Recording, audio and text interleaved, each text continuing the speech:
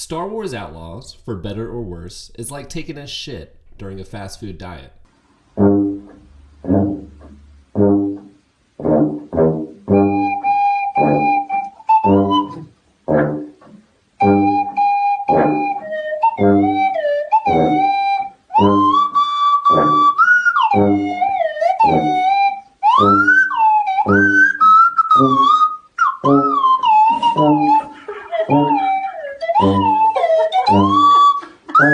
After the release of Division 2, these two directors sought out to start another...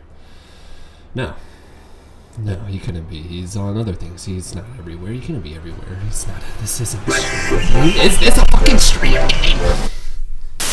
Development time took about 4 years, starting in the height of COVID. In 2020, Ubisoft was already in a bad spot. Their fan base was declining rapidly over the years because of poor innovation and lack of awareness in their products. They religiously followed the motto, don't fix what's not broken. Well, now they're broken. Valhalla, Far Cry 6, AC Mirage were all looked at as boring vanilla games, or just described as a Ubisoft game. What really drove them over the edge were the releases of Skull and Bones and Outlaws. And today, we're talking about the latter. What do you think? Of the script? Babe, I can't, give an opinion every time you add a sentence. This right here is exactly what you get from someone who wrote The Division and Far Cry 6. Now, I will never play Far Cry 6, so maybe I shouldn't be hasty. Nevertheless, you can predict the product. Let me just say it without any structure because it comes bursting out without my permission. Ghost Recon Wildlands had better writing. In the very beginning, I never understood why Wakad would help Kay in the first place, but the backstabbing was, I guess, predictable but also decent till the corny confrontation happened right after.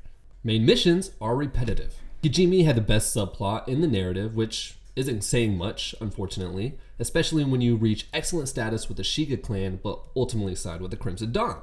It was cutthroat, but again, nothing to really brag about. The ISB front from Silvio is this game's peak twist, which isn't saying much, again, so it's just whelming.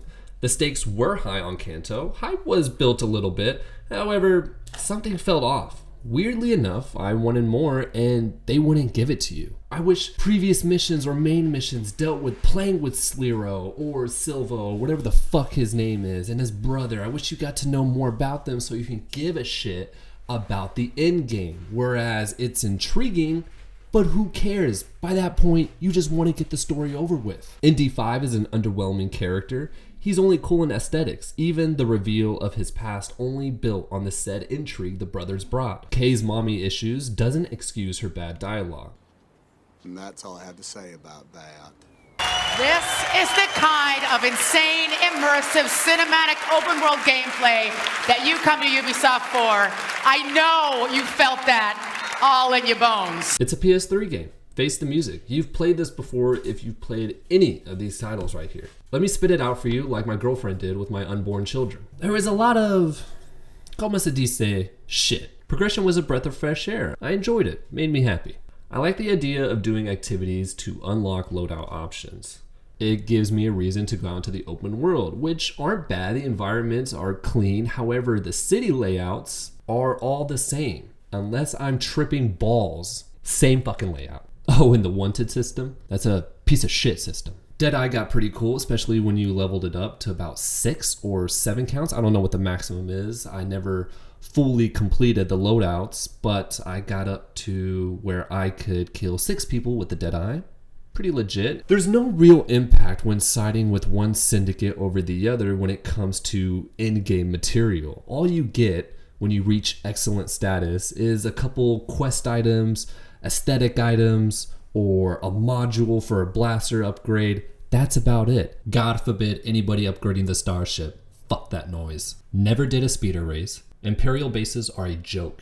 Death troopers are a disservice to the source material. I mean, these things can take down a rebel base single-handedly, for God's sakes. Did I mention space combat sucking ass? Get the fuck out of here with that whack shit. There is one thing that this team did get right, and it's what they've gotten right in their previous titles with Division and Far Cry, is that those atmospheres are beautiful to look at. Worlds that they create do feel lived in. Look, I've thrown a lot of poop at this game already, but overall, It's my love for Star Wars and sense of imagination that kept me coming back to this game. My headcanon is way too large for me not to have some enjoyment.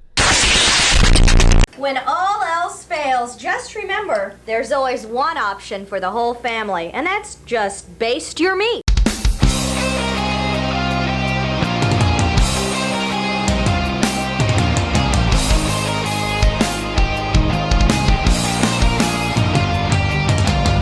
I've said my piece. Now, do I recommend this game? Only if you've seen Clone Wars.